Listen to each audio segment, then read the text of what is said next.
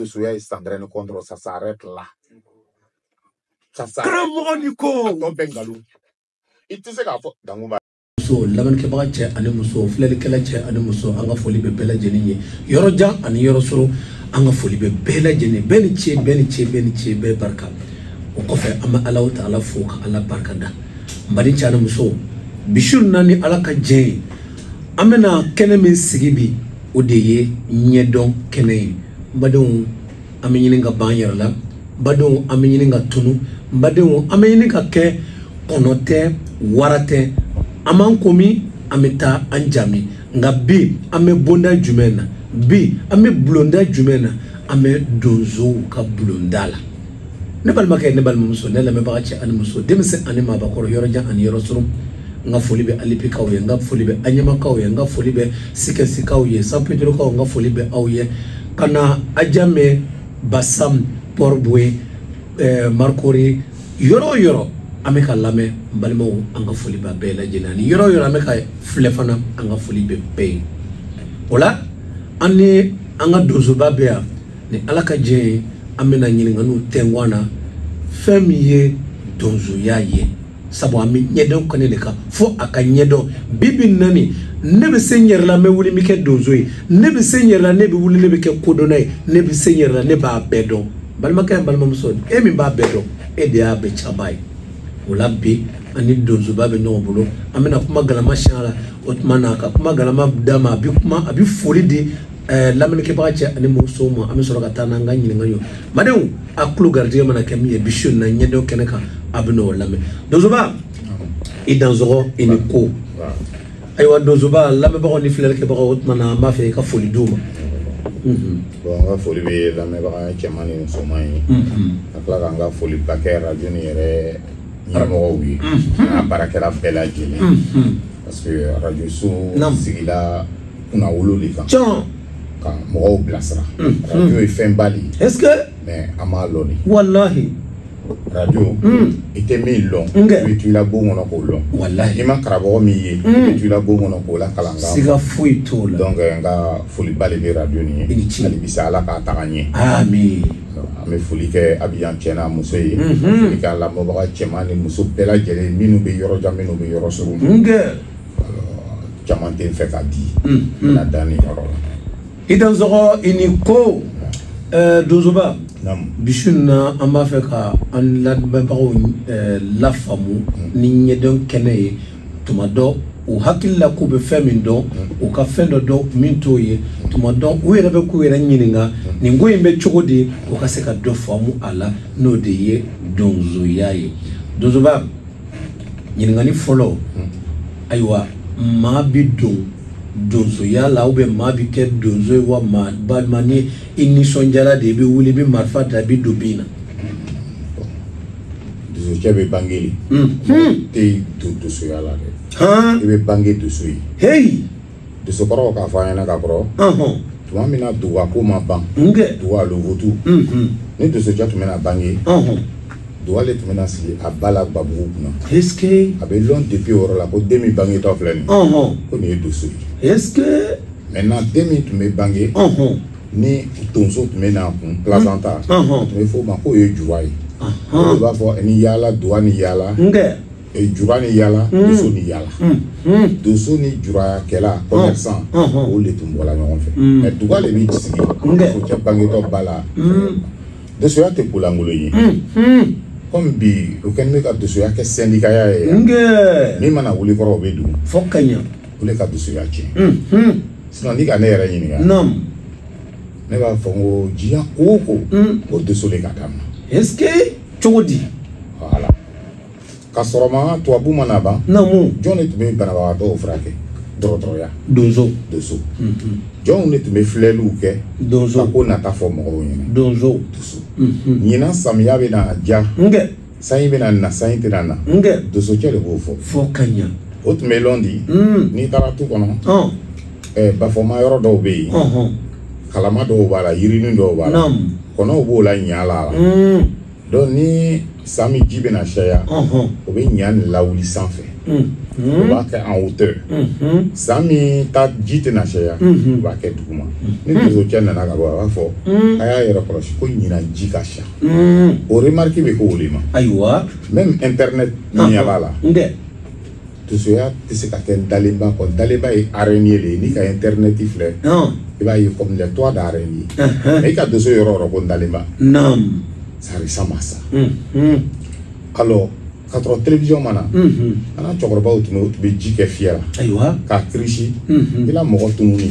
i b'a ye ji in na o tɛ télévision ye maintenant sécurité mun doso jugement doso alors diɲɛ ko o ko i ka ne yɛrɛ ne b'a fɔ ko doso de ka bɛɛ da la côté doso ma min daminɛ est-ce que n'ala sɔnna an bɛ s'a ma même masaw bɛ première pierre min placé la a bɔra dosow de la i ko di o ye première pierre i ma ye sa et d'abord Madima Tuku masakɛ dɔ kɛra ale ko dugu denmisɛnw ma ko masaya mɛnna mɔgɔkɔrɔba kunda an bɛna ɲini an bɛna di alu denmisɛnw ma a sera alu yɛrɛ denmisɛnw ka fanga ta sa o jala denmisɛnw ye ko mais n'aw bɛna fanga ta o tɛ se ka kɛ k'a masaw sɔrɔ yen k'alu bange olu ɲɛna ka n'aw kɛ ka fanga ta olu ɲɛna u tɛna jɛn n'a ye a kuma ka ca donc n bɛ ordre d'a ma bɛɛ ka taa i masa faga la pouvoir bɛna d'a ma a jala denmisɛnw ye fo ka ɲa u borila ka taa bɛɛ taara k'i ta kun ci mais denmisɛn kelen tun bɛ yen komi ale bɛ kungo yala ni a fa ye fa kanu donna la parce que déjà enseignement min b'a kɔnɔ i karamɔgɔ ka di ye ka tɛmɛ a bɛ ten alors ale ta la a ko n fa ne faga da ka di ne la ni e faga ye parce que a fɔra ni min m'a ta faga ne yɛrɛ b'o tigi faga a ko ne faga da ka di ne la ni e faga ye an bɛna min kɛ n bɛ n'i le dogo ayiwa alors olu daga ma dogo yɔrɔ gɛrɛ tɛ yen fo ɲɔ gɔnɔ a ye ɲɔ bɛɛ labɔ a ye a fa ta ka dogo ye a bɛ dumuni d'a ma ye masakɛ nan'u wele o a ko n b'a ɲini an fɛ a ka biriki gasi ayiwa an bɛna an ka masaya bulon lɔ alors o ko biriki gasi a ko lundi nata a bɛna ne ka masaya so lɔ mais a bɛ lɔ sanni dugu cɛ n'o ma se ka kɛ n b'a bɛɛ fa Allahu akbar est-ce que kamalen ta la k'a fɔla ko ka bon lɔ sanni dugu cɛ fa ko a ma k'a ma se o ma a ma se o ma ayiwa i kana jɔrɔ n'i bɛ taa i k'i sara an na lundi sera a tagatɔ a ko ko ba k'a sera ayiwa a ko bɔn n'i taala o i k'a fɔ a ɲɛna o ayiwa ko n ba masa n fa masa anw ka masakɛ ɲuman e k'o min fɔ i n'o ka kan mais an b'a ɲini i fɛ o e ka kaba premier sigi ayiwa pour que an b'a tɔ kɛ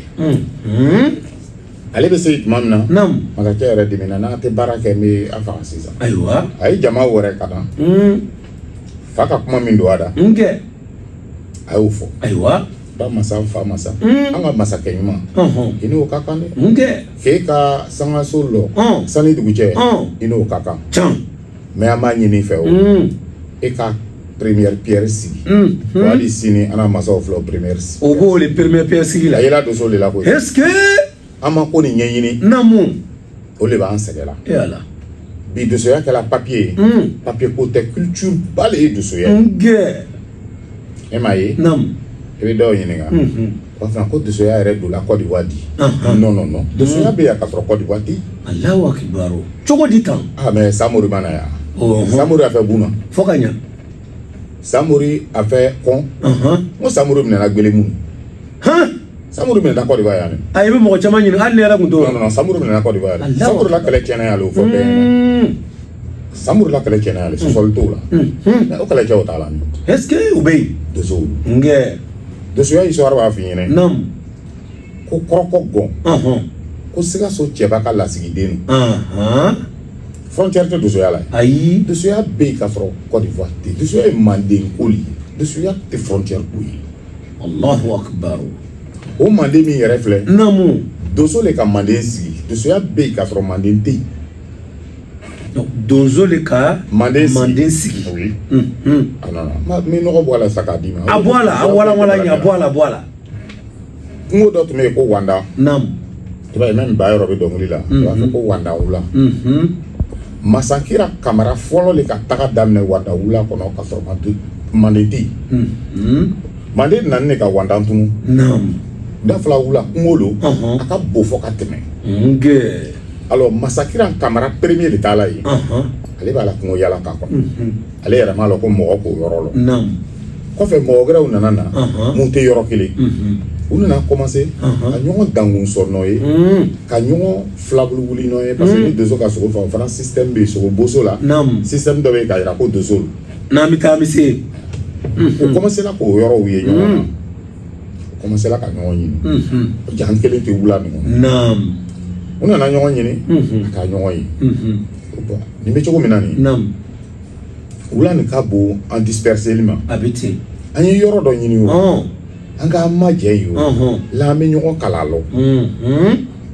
anyi yoro do yini nam ama made nga kanu amade de kala mande hey mena o fengen o beni o kani nam ko banga nyini folo kalo jone folo kona benye nge foka don jone folo kona benye parce que antena se ka sigi ke de fo nyamo ko kayana oichi doko ne nana lomina ne ka sogo jabata do yi yanfɛ doko ne nana lomina ne ka sogo bosono do yi yanfɛ doko ne nana lomina ne ka dangun sɔnɔ do yi yanfɛ o ɲininkaliw bɛɛ taala kɛ ka taa sɔrɔ o bɛɛ ye Masakira kamara kɔli e ma ye jeliw b'a fɔ a jala mɔgɔ ye Manden kamaraw ta ye a ma ja mɔgɔ ye Manden kamaraw ta Masakira kamara le ale de fɔlɔ kɔnɔ wa est-ce que ko d'accord a bɛ cogo min na nin nam an y'an ma de yɔrɔ kelen an bɛ ɲɔgɔn kala lɔ alors an bɛ nɔ an ka yɔrɔ min choisi an b'a tu tigɛ o tu tigɛbaga mɔgɔ naani sɔgɔsɔgɔ Tinganjan Manden satigi Manden bagatigi satigi ranfan sɔgɔsɔgɔ Tinganjan Manden satigi Manden bagatigi satigi ranfan il ko il a zo sani Manden tu bɛ tigɛ sɔgɔsɔgɔ Tinganjan ko depuis ne bɛ na dosoya la ni ne kɛlen ka k'an doso ɲɔgɔn na sogo suɲɛ Manden kana yiriwa est-ce que kalinka tutigɛbagaw filɛ Manden tutigɛbagaw filɛ kalinka maintenant Manden satigi ko depuis ne bɛ na dosoya la ni n kɛlen ka k'an doso ɲɔgɔn siri ni ne ye Manden tutigɛ Manden kana yiriwa a bɛɛ bɛ k'ale dosoya de la a bɛ ten alors satigi ranfan ko depuis ne bɛ dosoya la ni ne ka kɛ k'an ban ka mɔgɔ dɔ sɔn sogo la ko parce que k'a juguya bɛ yen kɔ Manden kana yiriwa bɛɛ k'ale la dosoya de la cɛ naani k'ale la dosoya la a bɛɛ tun bɛ doso de bon o kɛla ka sɔrɔ Manden tɛ yen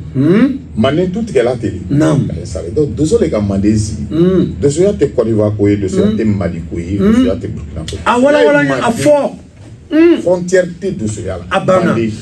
masa mboro fi ɲɛna sisan a natɔ a sarala joona parce que Manden dɔl Manden dɔl Manden ka tɛ kɛ lola ye Manden yɔrɔ ayi o tɛ kɛ dosokɔrɔw k'a fɔ an ɲɛna est-ce que ko Manden tagamasere yiri naani ko fana kisɛ sɔ lɛnkɛ ani bana mais o b'an fɛ yan o bɛ yen Manden dɔl ye Côte d'Ivoire ye Côte d'Ivoire tɛ taa dosoya ta yɔrɔ si Manden ka taa Manden fɛ ta c'est pas possible ka tila k'a fɔ frontière tɛ dosoya la parce que min taala Wanda nin o bɛɛ ye lolan de ye o si la dugu tɛ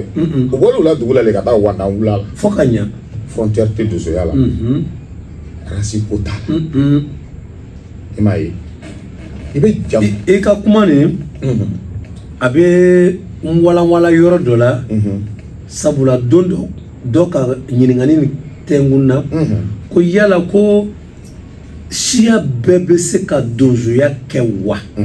walima donsoya a labɔ ne mɔgɔ dɔw de kama wa fo de ka dɔn i n'a fɔ an b'a faamu cogoya min na ni numu jeli garange o n'a ɲɔgɔnna ninnu ka b'o la ka na Tarawele ninnu qu'est-ce que ni mɔgɔw bɛ yen minnu ni donsoya ka kan ni mɔgɔ bɛ minnu ni donsoya man kan walima ni bɛɛ ka kan donsoya tɛ mɔgɔ woloma mais f'i siya ka faga donso de fɛ parce que o de ye problème ba ye mɔgɔ tɛ se ka kɛ doso ye ni sɛ ma faga. C'est-à-dire initiation. Non. Très très important. N'o ma kɛ i ye mugu cila le i tɛ doso. I tɛ doso ye. An bɛ kungo yala la o. An bɛ bɛnna ni dɔ ninnu ye. Fɔ ka ɲɛ mugu cilaw ye. Olu yɛrɛ wele ko chasseur. U t'u yɛrɛ wele ko doso. Bon o b'an yɛrɛ fɛ Mande. Minnu b'u bolo ma don mais u bɛ dosoya baara kɛ. A bɛ f'o ma ko tɔngbɛ. Tɔngbɛ. Olu yɛrɛ le sababu la. Kɔnsiba kɛla fila ye n'o tɛ kɔnsiba ye kelen de doso la kɔnsiba saya mana kɛ saya ni saya kɛla tɔngbɛ le kosɔn a kɛla fila ye n'o tɛ kelen komi tɔngbɛ b'a sɛgɛ bɛɛ tu kɛ n'a ye siɲana fana u bɛ t'o sɛgɛ kɛ n'a ye bon an bɛ an n'a basogo don u tɛ dun an mana gulɔw min parce que Mande tɛ se ka fɔ gulɔ kɔ ye ayi o kɛla baara le y'an bolo n'i ye gulɔ fa i kɛ bara Mande tɛ se ka fɔ gulɔ ko cɛbakɔrɔ min bali tɛ mɔnɛ bɔ n'i ye Mande kuma fɔ i ɲɛfin dɔgɔya n'i ye Mande kuma fɔ gulɔ kɔ i ka kuma duman de fɔ sinon a bɛ komi a bɛ ko i ka den tɔgɔ la ka sɔrɔ i ma i ka kuma duman de fɔ donc puisque buteli dɔrɔn ninnu tun tɛ yen ɲɔ dɔrɔn ninnu de tun bɛ préparé donc o bɛ min mun kɛ dɔ ninnu tɛ min tɔngbɛ tɛ min u nana f'o la bon vraiment a tɛ dosoya la mais an tun ye a yɔrɔnin filɛ pour que u fana ka se ka dumuni kɛ u fana ka se ka fɛn min u kana si kɔngɔ na n'a ye mais dosoya la y a problème kura min b'a don la a tɛ don kun fɛ dɛ sukɔrɔw bɛ ɲininka fo ka ɲa mais o lɔnbaga yɛrɛ le ka dɔgɔ bi foyi tɛ changer dosoya la n'i ma ɲininkali kɛ puisque déjà dangu yɛrɛ bɛ sɔn ko min t'a la e min k'o don a la ko sandrani contre la danga b'i kan a bɛ sɔn n'o le ye o min t'a la e min bɛ n'o don a la sandrani contre la danga b'i kan n'a bɛna fɛn dɔ changer a la ala adamadenya kama a bɛ ɲininkali kɛ o yɔrɔ o ɲininkali cogo bɛ yen o ɲɛdɔnbaga le ka dɔgɔ bi a kɛra baara ye an n'o fɛ yan bi e ka doso nin dɔ ɲininka min filɛ Bangawoleki la ko san quelle année chasse fermée la Côte d'Ivoire a tɛ se ka kɛ a diyabaga bɛ dɔgɔya dɛ 174 174 chasse fermée la Côte d'Ivoire chasse tun bɛ fermé 6 mois o waati sogo olu kɔnɔma don sogo faga bɛ interdit o kɔfɛ a bɛ faga mais o min filɛ nin ye o loi nin yɛrɛ bɛ yen dosow fɛ ka kɔrɔ bamaana mɔgɔ kana sogo minɔgɔlama faga hali ni t'i sigi jida la ka sogo kɔnɔna nana a minɔgɔlama tɛ faga i kana sogo kɔnɔma faga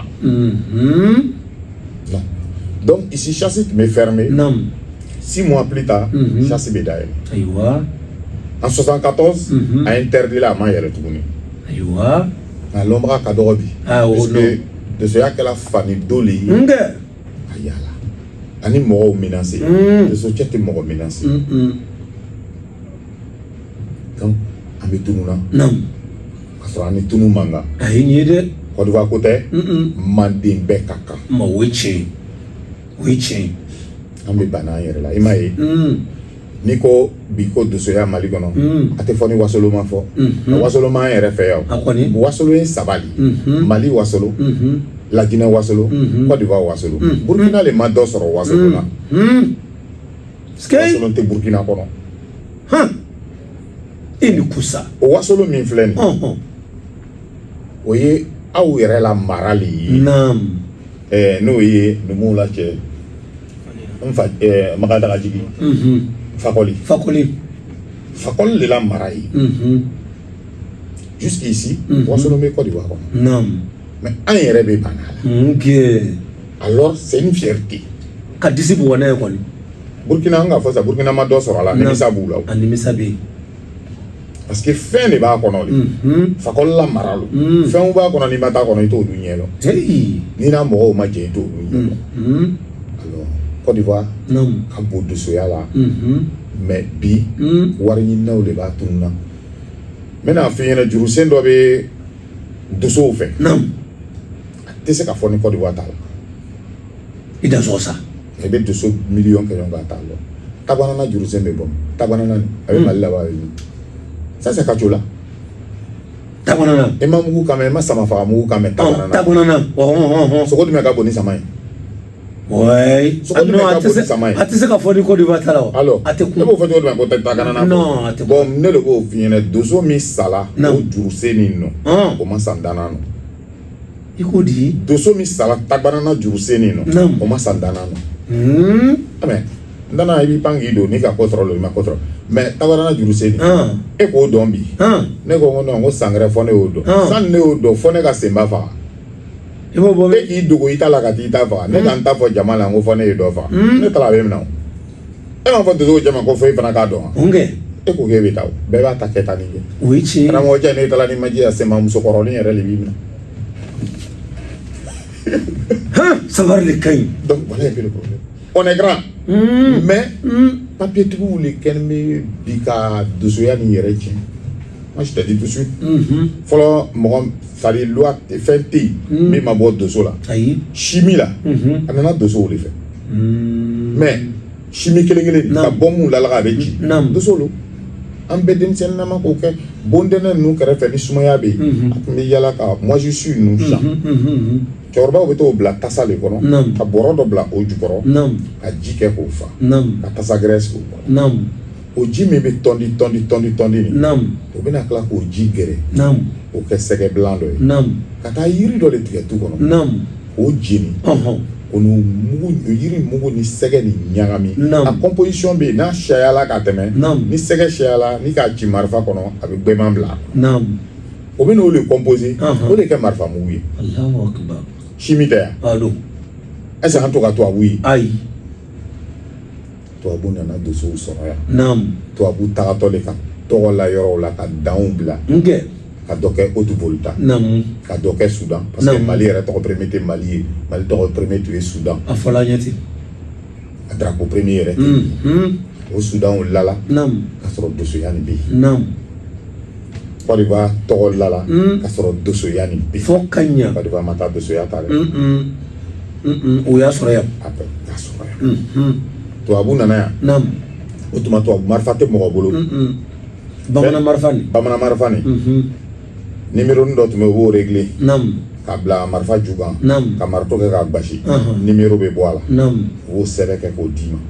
tuma fo do tanare te sous préfecture ambe ko ye et tume tuma en fa fe ni tala no mu jefe ka tila marfa gla be tume lo ye fe abala carte bo ka dima et tano sous préfecture là ta fait au carte même timbre était 5 francs carte 58 on met dedans ni ka to abuye cheve crépi carte ni be wo couronné si ni ma to abuye wo vidéo au carte 58 ça va le cri au be laka ni c'est la surveillance là au be fait donc il a marfaté do boro et t'avais d'inkera alors un erreur na wuli de ce nyana Abidjan ça Abidjan de sauter de ce alors ne c'est pas Côte d'Ivoire be Abidjan de sonner magnon et dans ça moi je connais des immeubles comment dirais-je William Civil 220 alors là c'est Magnina oui nga bête kilo ça va les alors c'est quoi il là du là étagère il là du là moi j'ai vu ça ici gon fala to be shi gon fala to be gbe folo mainto ni be cassette do ala jormina o ba be semba yin la o kaka gon fala labla ana bi senji est-ce que otmana amena tuguni kofe ika fo duwa bena sigi bo mi kan o ba ira ka fo ko o muso o bena de mi wurno muso kono mai o e dozo de otmana abina ka dozo ya soro chugoti voilà na kala te 6 ans faut we commencer à écologie depuis à dinama aninga jugu buganu e ba ya ni manangala ulo tumabe soit avec piège placé ou là fendo mna fa tele bena yo chokola on peut passer là par ça avec un mot choisi ayre la élément ou là ka fo yene ma fa kan den karsa bolo du fi no ko sera ka bolo do fenta ka di doma ilo kana tanya fofolo ika yoro do fo malo ninele mamme kanya otmana choroba era tese ka dem bolo do abada o te do sura la ishabe di mogolema o nyelo balele mimi ba bolo ko fale nkaramo ya fa en kalo mais comme abe tika ni manyi ngani ke ah sinon an kɔni b'a mɛn dɛ an b'a mɛn kɛnɛw kan bon kala an n'u ye journaliste an da ka di o n'an ka min ye f'an y'o de fɔ walima n'an ma min faamu an bɛ ɲininkali de kɛ ah ne bolo donna ne bolo don sɛ dira n fa bɔ n fa yɛrɛ de ka n bolo don ah o de la bɔn e ka min fɔ nin ɲɛlɔbaliya ne bɛ min f'i ɲɛna a tɛ wuli o ne bɛ min f'i ɲɛna manden desoya la ne y'a bila yɔrɔ min na fɔ lahara kurun b'a sɔrɔ i dan sɔgɔ sa o tuma na cɛkɔrɔba yɛrɛ tɛ se k'a yɛrɛ den a tɛ ne mɔgɔ mɔgɔ ko n fale k'an bolo don an b'i ka dosoya niveau lɔ n'i fa ɲininkala n'a ko ale de k'i bolo don an b'o fana ka dosoya niveau lɔ ne de ko ten manden bɛɛ ɲininkali kɛ an b'i ka dosoya niveau lɔ a yɛrɛ yɛrɛ tɛ i fa tɛ se k'i bolo don dosoya la o de ko ten ko kalan yela dosow b'i la mɔgɔ wɛrɛ de b'i bolo don i bɛ kalifa mɔgɔ wɛrɛ o de b'i bolo don o de b'i ko bɛɛ ye n'i b'i waso n'i b'i disi bɔ i b'i disi bɔ n'ale le ne tɛ wuli yan ni ma karamɔgɔ Seydou Sidibe fo ani ci ala kalanden kalan na ne karamɔgɔ bɛ yen a ma sa a bɛ dan sɔgɔ wa kɔnna gbɛrɛn a ma sa n'an don dɔ sera an bɛ se o ma tuguni ka kɔn dosoya ɲɛ gbɛrɛnya le tun bɛ yen gbɛrɛnya kɔnna dosoya ɲɛ gbɛrɛnw de kɛla dosow mɛ n'ala sɔnna an bɛna se o n'an bɛ taga an bɛ se o tuma na facɛ bɛ den kalifa mɔgɔ wɛrɛ la a mɔgɔ bɛ filɛ yan doso bɛɛ tɛ mɔgɔ bolo don dɛ i ko di doso bɛɛ tɛ mɔgɔ bolo don ne bolo donna ne ye donso ye ne bɛ sogo faga ɲɛ bi naani ma wara ka caman ba bolo don sɛ min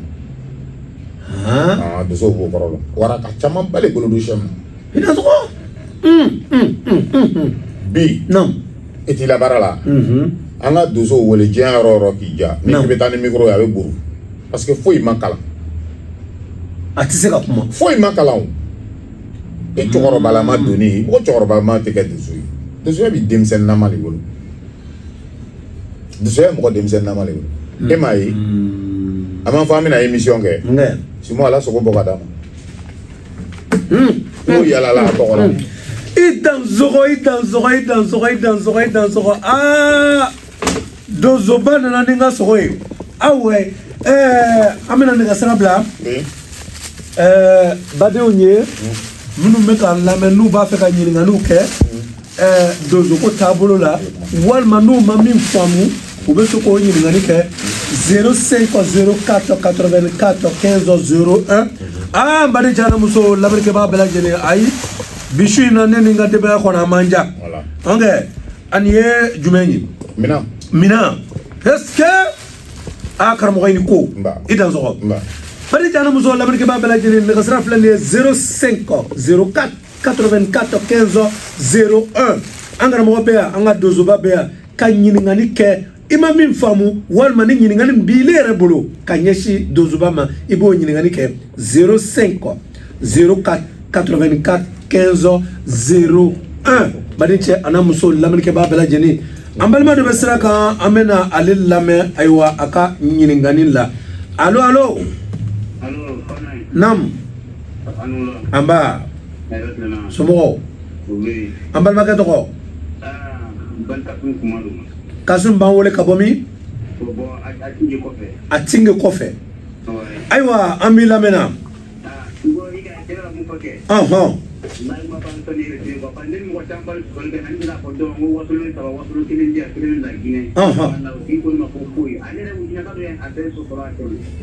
i ko di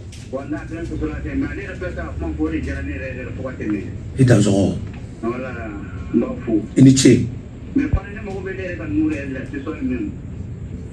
bigi b'i bolo wa ok donc a lamɛn n bɛna di inshallah bari cɛ ana muso lamɛnnikɛbaga bɛɛ lajɛlen an b'a balimakɛ fo a ka weleli la o tuma na nɛgɛsira labilalen don hali bi 05 04 84 15 01 ka weleli kɛ a k'a dɔn k'a fɔ an bɛ radio Arc-en-Ciel Abubu Ndotere radio min bɛ yen n'a ye sira dayɛlɛ bɛɛ ye a ma mɔgɔ bɔ mɔgɔ la a ma mɔgɔ woloma bari cɛ ana muso lamɛnnikɛbaga bɛɛ lajɛlen allo waaleykum salam wa rahmatullah Petit Jakite ni ye filaw ye o e tɛ nani e tɛ fila yɛrɛ bɛrɛbɛrɛ a tɛ nɔnɔ kɛnɛ di mɔgɔ ma fɔ nɔnɔ mugu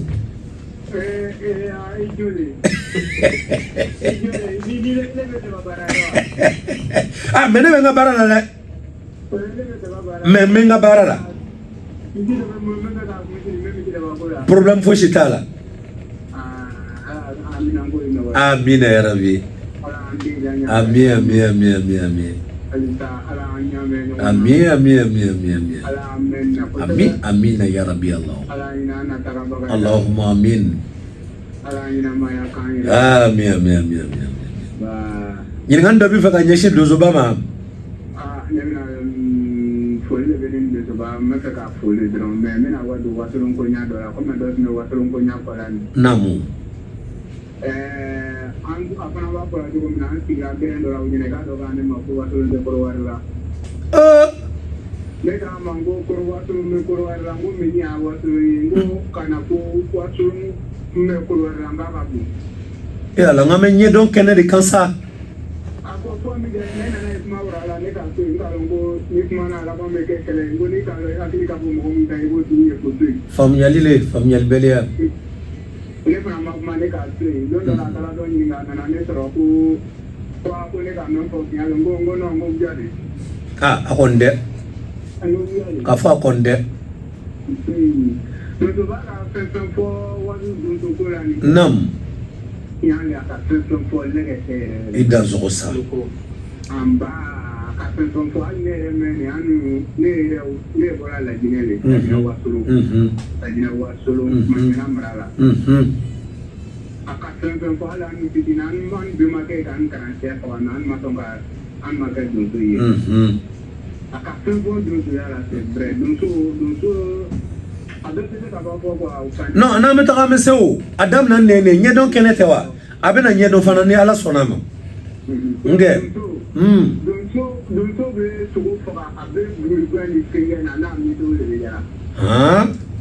Akondoron be bla pro, akondoron ka sugo faka pro ka akondoron bla. Abe gurugwa na abe se kito e ka ten, abe se bula. Ida zogo. Ah, jakite ima jakite kan fobi ha?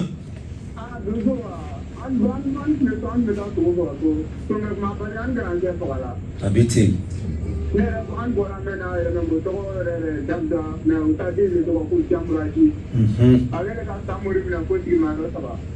Ini kusa. Jakite ni cheni barajim.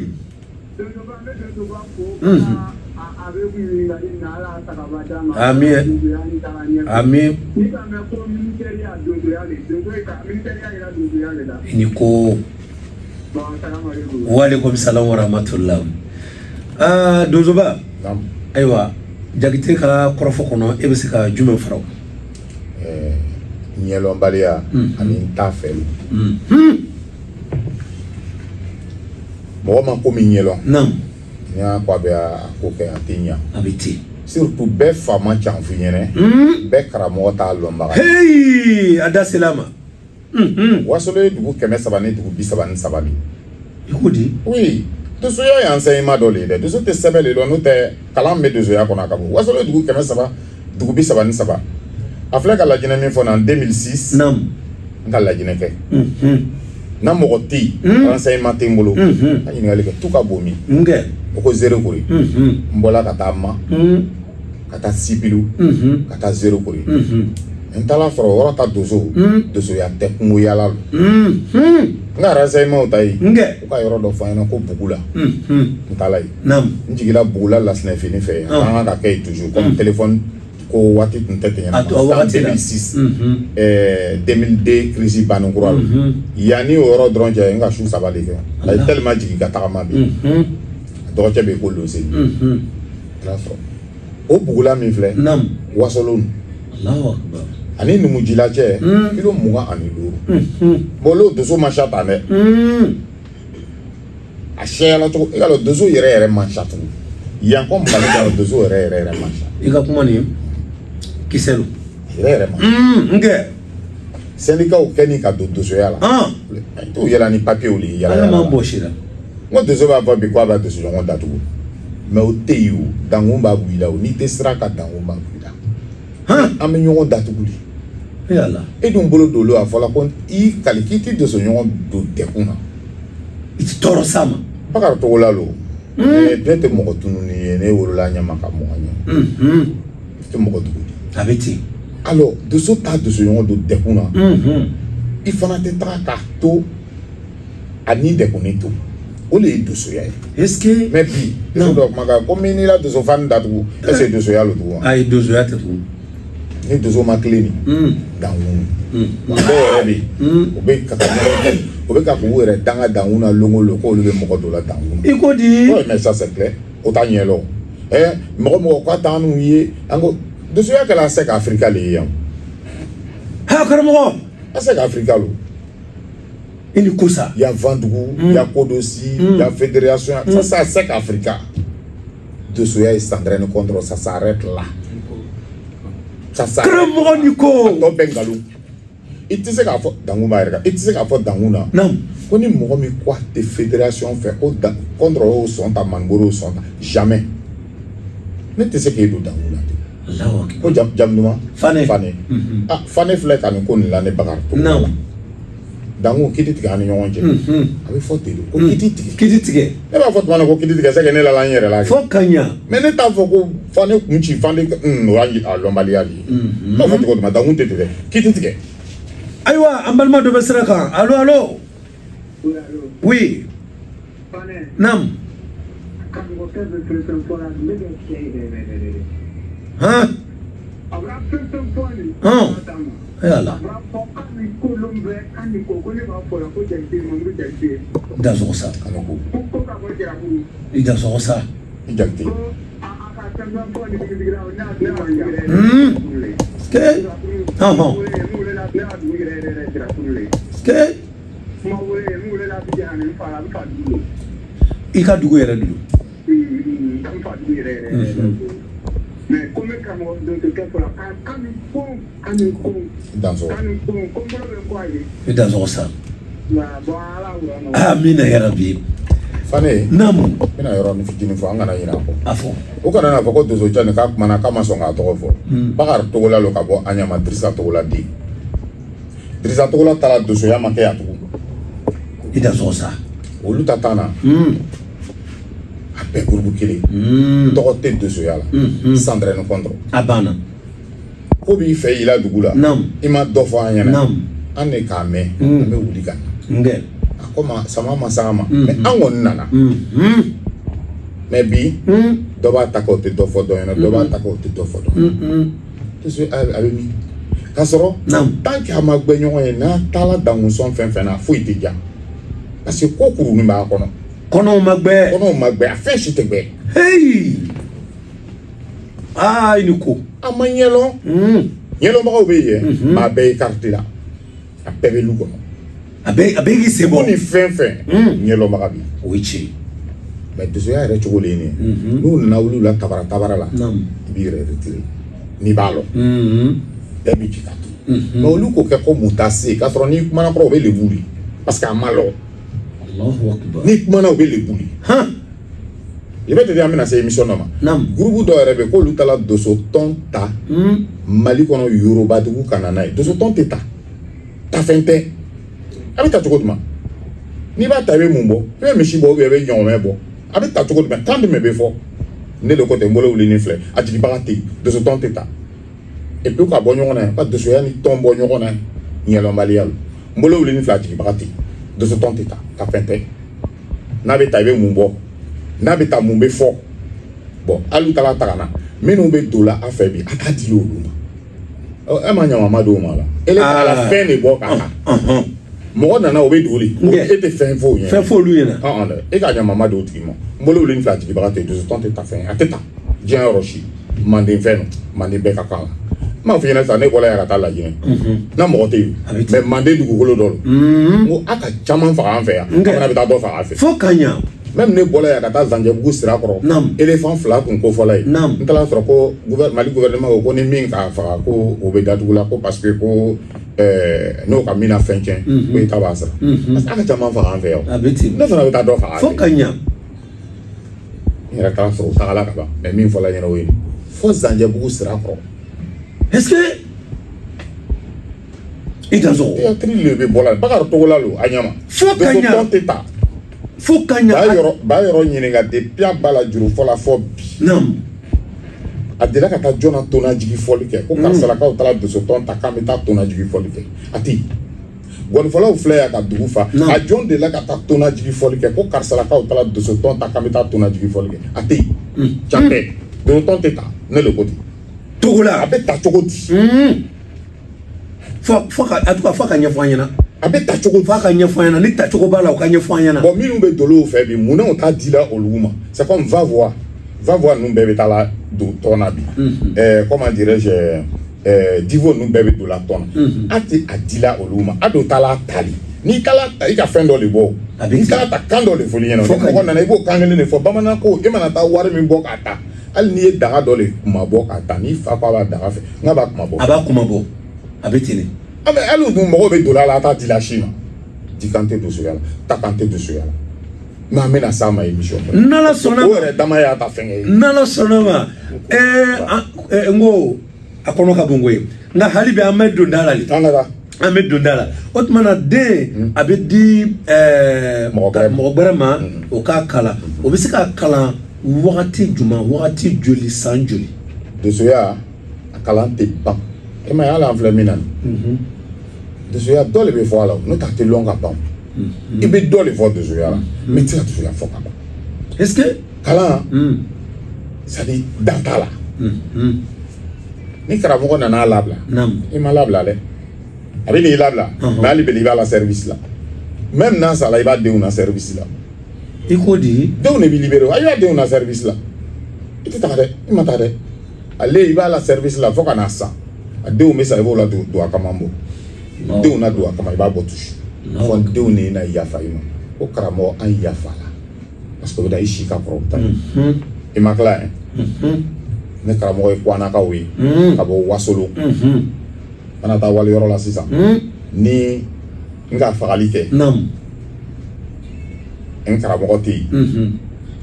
la bla la de on fait nam mais c'est ga yinel ke kwana ka be ya mana ka ti siribela ka be ya wasolo nga be ya wasolo nga be e do akamanda wasolo nga te mais siribela ka be wa ba en karamo madu o le la mais c'est kan kal de so ya comment de so ya tanachi mais alors de on kan libérer de on ko ka ba bon kramo anjena ko ni ka fa tu es libéré mais toujours le charia ni mais John be do akama bo ay duga kama yere donne do amalo o no wara kuma ay duga kama la yere lonte ay damala atoko le lani me mo la ibe mimi ko ni yela terrain ga chite ati mimi se ka lo kebe de so akama fonni ati ibe bo lo kana chokoro ba ko nfle ou chokoro bala mali do na ma bena ngo 74 ngo ton fait là ne bolo do la en 76 est-ce que 76 après ça 2 ans plus tard Franzi président d'Onana a Valérie jusqu'à décès en 78 on be là de so fait Abidjan aéroport là est-ce que au falanyana mais ni nana même ko de so ya ko 82 ko do tala tana mais il est quoi pendant ce temps hébreu au betrongela c'est manina ça en 82 de so ya de la nord là il faut voir ça quoi en 82 ko tala tana il veut nous faut de so ya 82 ça veut dire que farafida bella de so ya ka corona antai kasoro doja tumbeya abe ka koroke abe fambele ngone chef la 76 ola dozoya nana 82 do la vraiment neni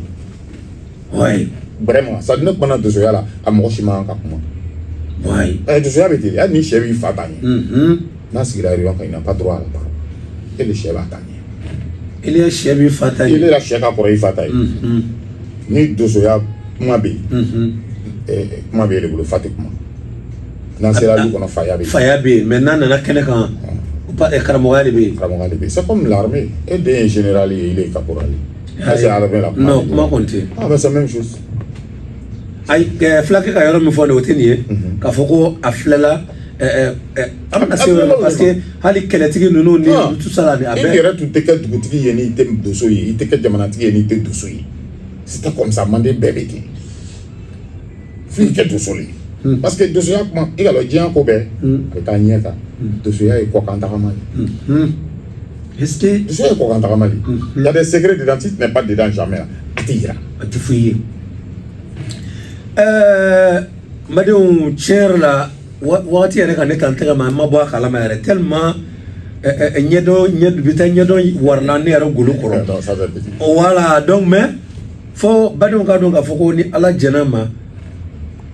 wakati nanga donga fo ankara mo ko tamba bolo ama wele aywa ka kenesigi amitana e aka fen fo anyana ante minye do